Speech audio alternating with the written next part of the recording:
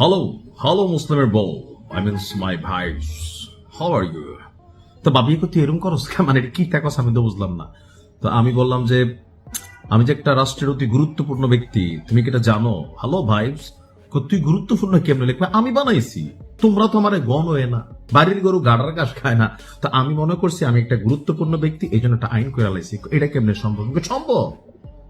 Doctor Yunus এই কাজ করে গেছে।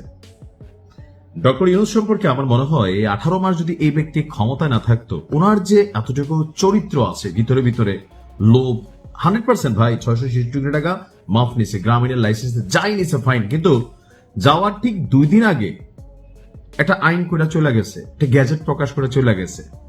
বিদায়ী অন্তর্বর্তী সরকারের প্রধান উপদেষ্টা ডক্টর মোহাম্মদ ইউনুস তার দায়িত্ব হস্তান্তরের তারিখ থেকে পরবর্তী 1 বছরের জন্য, অর্থাৎ আগামী 1 বছরের জন্য নিজেকে অতি গুরুত্বপূর্ণ ব্যক্তি হিসাবে একটা ঘোষণা করে গেছেন।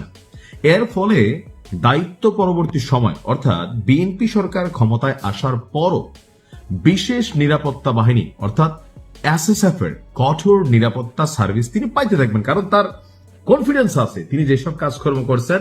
আর পিনাকিরা, ইলিয়াসরা অনলাইনে যেভাবে বলছে যে মানে রাস্তায় প্যান্টের ইয়া খুলে দৌড়াবে, আরো বিভিন্ন বক্তব্য কিন্তু দিচ্ছেন। তো দিন শেষে কাকু যাওয়ার আগে চিন্তা করছে একটা কিছু করে যায়, কিন্তু আসলে এটা কি আইন মাইনা হইল?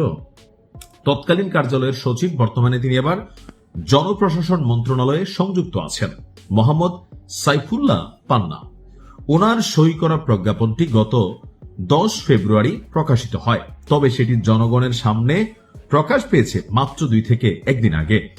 প্রজ্ঞাপনে বলা হয়েছে, সরকার বিশেষ নিরাপত্তা বাহিনী আইনের ক্ষমতা বলে অন্তর্বর্তী সরকারের প্রধান উপদেষ্টা ডক্টর মোহাম্মদ ইউনুসকে তার দায়িত্ব হস্তান্তরের তারিখ থেকে 1 বছরের জন্য বাংলাদেশ রাষ্ট্রের অতি গুরুত্বপূর্ণ ব্যক্তি হিসেবে ঘোষণা করা হয়েছে।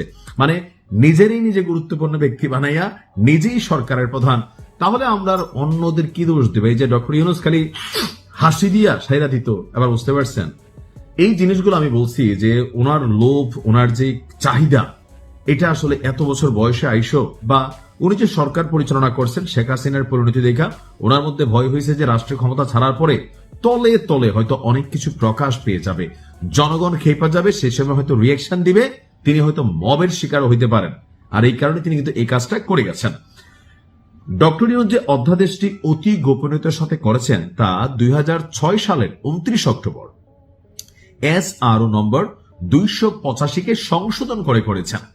ওই আদেশে বলা হয়েছিল, রাষ্ট্রপতি, প্রধানমন্ত্রী এবং নির্দলীয় তত্ত্বাবধায়ক সরকারের প্রধান উপদেষ্টাকে, অর্থাৎ যেদিন থেকে তিনি দায়িত্ব ছাড়বেন সেই তারিখ হইতে জাতীয় সংসদের বিরোধী নেতাকে আপনার নির্দলীয় তত্ত্বাবধায়ক সরকারের প্রধান উপদেষ্টার কার্যভার গ্রহণের তারিখ হইতে বাংলাদেশের অভ্যন্তরে সর্বোচ্চ 3 মাস অতি গুরুত্বপূর্ণ ব্যক্তি হিসাবে ঘোষণা করা হল। এটা কতদিন ছিল?